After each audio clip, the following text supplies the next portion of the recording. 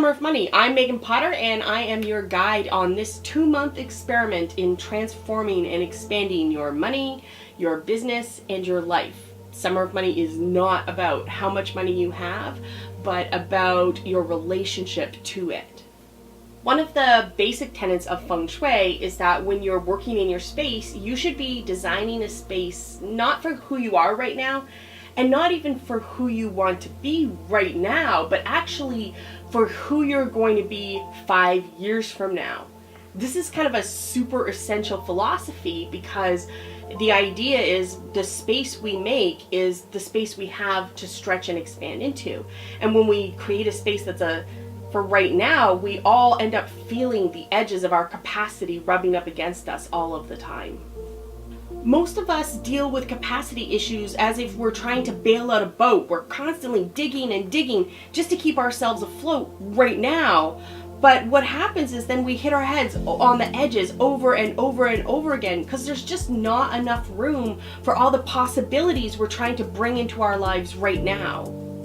Did you know that you can manage the size of an aquarium fish by the size of the tank that you keep it in? Some fish will continue to grow and need to be put into a bigger tank, but most fish will actually manage the size of their growth based on the space and the capacity of the home they're living in right now. So if they've reached the peak of what their home can sustain, then they'll stop growing and stop expanding until you put them into a new and bigger tank where they have more room. They'll pick back up, grow again until they reach the limits of that home's capacity. Along the same vein, if you garden or grow plants indoors, then you can see a different interpretation of this.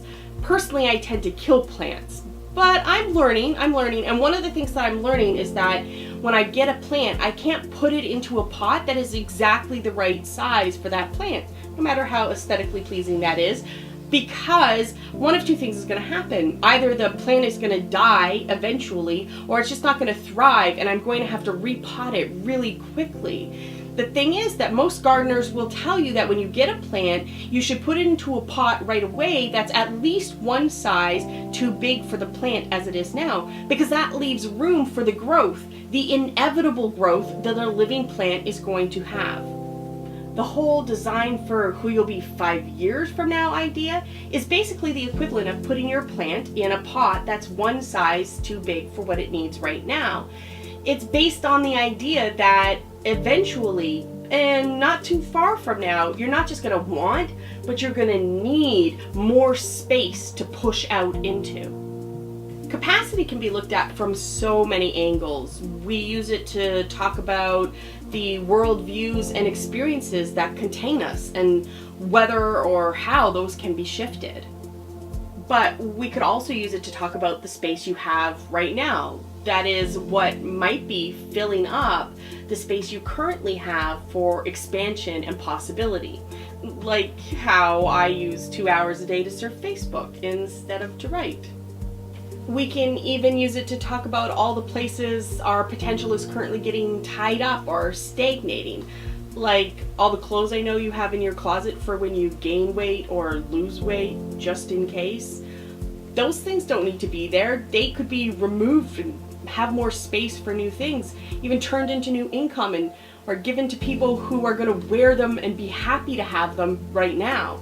Plus, you'd have the added bonus of them not making you feel bad every time you saw them in the closet. These are just some of the ways that we can talk about the influence of capacity and why we should be creating and designing a life for who we're going to be 5 years from now. When we do this, we aren't just making the space for growth and new possibilities to come in. We're actually declaring that we are expecting expansion. It's basically an invitation to potential. When we apply this to our relationship to money, we need to ask, what does my expanded self's relationship to money look like? Who could I grow into 5 years from now if I had the room to grow? And what would that look like financially? For my personal budget, for my business, for the practicalities of how I organize my banking. This week, I'd love you to spend some time thinking about how would all of those things be different for your expanded self? what things might need to change, or what actions might you want to take to start making room and space for all the things that could be for your expanded self 5 years from now. I'm looking forward to hearing what came up for you as you work through this idea of who you might be financially 5 years from now if you had the room to grow, and what kind of actions you could be taking now to support that growth and make the room. You can leave your comments below the video so I can check them out, or you can contact me on Facebook or through email. I love hearing from you guys. If you like the video, give us a like. That would be so great. We'd be really grateful. And make sure you subscribe, because we don't want you to miss any of the Summer of Money videos that are coming up. Oh, and before you go, I wanted to let you know that because I love all the conversations we're having about money, and I want us to keep having even more conversations about money, I'm doing a draw giving away a copy of Bari Tessler's The Art of Money. It's a great book for talking about your money, and all you have to do to get your name in the draw to win is to send me an email with Money Shakeup in the subject line, and tell me something in the email about an epiphany you've had, or an action you've taken, or something you've really realized because of this Summer of Money program. When I get your email, your name will go right in the draw for the copy of the book, and I will be drawing winners at the end of September. I can hardly wait to hear from you. Bye.